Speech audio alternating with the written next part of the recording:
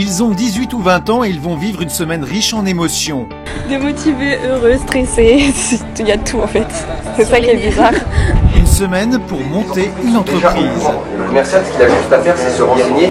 Donc vous allez faire toute une démarche de marketing, de communication pour faire venir le client.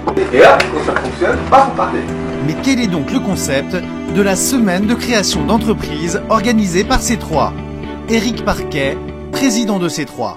Faire découvrir à des jeunes qui sortent du bac, qui sont en première année de BTS, le monde de l'entreprise, donc quelque part la face cachée de la Lune, en les faisant travailler en groupe, en mode projet, en autonomie dirigée, tous les pans du fonctionnement d'une entreprise, dans la partie marketing, commercial, finance, compta, gestion, organisation, management, et donc présenter leur travail au bout de 100 heures à un jury de professionnels qui se réunit le vendredi après-midi. C'était assez compliqué.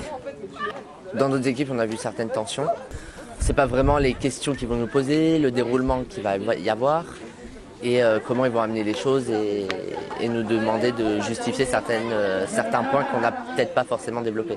Donc il faut se rapprocher le plus de la vraie vie et c'est peut-être ce qu'on a eu le plus de mal à faire et on s'en est vraiment rendu compte maintenant. Faire sortir le meilleur des jeunes, qu'ils soient capables de se valoriser, surtout de se surpasser par rapport à un projet qu'ils ont à créer, qui est un projet de création d'entreprise, tout simplement.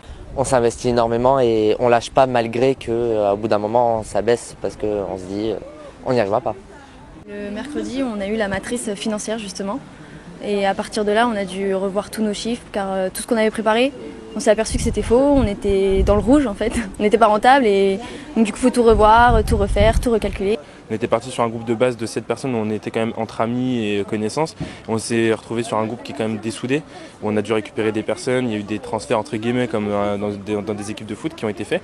Mais au final on s'en est bien sorti. Le projet, j'espère qu'il va tenir la route jusqu'au bout quand même face au jury. Les étudiants ont parfois du mal à écouter les remarques qu'on leur apporte, nous en tant que professionnels. Et en fait, ça c'est un peu dommage parce qu'ils sont plus dans la justification quand on leur fait des remarques, alors qu'il faudrait qu'ils prennent ça plutôt comme des cadeaux. Si on est là, c'est parce qu'on a envie de les entendre, on a envie qu'ils progressent.